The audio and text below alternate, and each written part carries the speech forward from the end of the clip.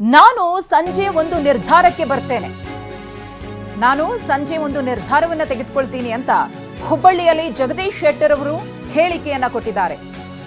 ನಾನು ಪಕ್ಷದ ವರಿಷ್ಠರ ನಿರ್ಧಾರಕ್ಕೆ ಬದ್ಧನಾಗಿದ್ದೇನೆ. ಬೆಳಗಾವಿ ಕ್ಷೇತ್ರಕ್ಕೆ ಟಿಕೆಟ್ ಘೋಷಣೆಯಾಗಿಲ್ಲ. ಅಷ್ಟು ಮಾತ್ರವಲ್ಲ, ನಾನು ಬೆಳಗಾವಿಗೆ ಹೋಗೋ ಬಗ್ಗೆ ನಿರ್ಧಾರವನ್ನು ಕೂಡ ಮಾಡಿಲ್ಲ ಎಂದಿದ್ದಾರೆ ಜಗದೀಶ್ ಶೆಟ್ಟರ್.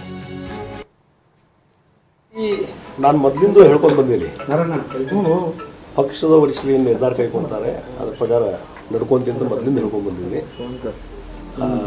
ಅವ್ರು ಕಾಂಟೆಸ್ಟ್ ಮಾಡಿದ್ರೆ ಕಾಂಟೆಸ್ಟು ಬೇಡ ಅಂತ ಮೊದಲಿಂದ ಹೇಳ್ಕೊಂಡು ಬಂದೀನಿ. ಈಗ ಅದಕ್ಕೆ ಇನ್ನೂ ಇಲ್ಲಿದು ಹಾವೇರಿ ಮತ್ತು ಧಾರವಾಡದ್ದು ಡಿಸ್ಕಷನ್ ಆಗಿತ್ತು. ನಾ ಅಲ್ಲಿ ಆಸಕ್ತಿ ಇದೇನೆ ಅಂತ ಹೇಳಿದ್ದೆ. ನಾನು ಅದು ಬೇರೆ ಬೇರೆ ಕಾರಣ ಸಲುವಾಗಿ ಅದು ಅವರು ಟಿಕೆಟ್ ಡಿಸ್ಟ್ರಿಬ್ಯೂಷನ್ ಮಾಡಿದ್ದಾರೆ ಈಗಾಗಲೇ.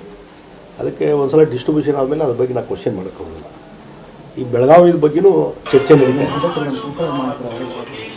ವರಿಷ್ಠರು ಬೆಳಗಾವಿ ಪಾರ್ಲಿಮೆಂಟ್ ಕ್ಷೇತ್ರದ ಬಗ್ಗೆನೂ ಚರ್ಚೆ ಮಾಡ್ತಾ ಇದ್ದಾರೆ. ನಾನು ಕೂಡ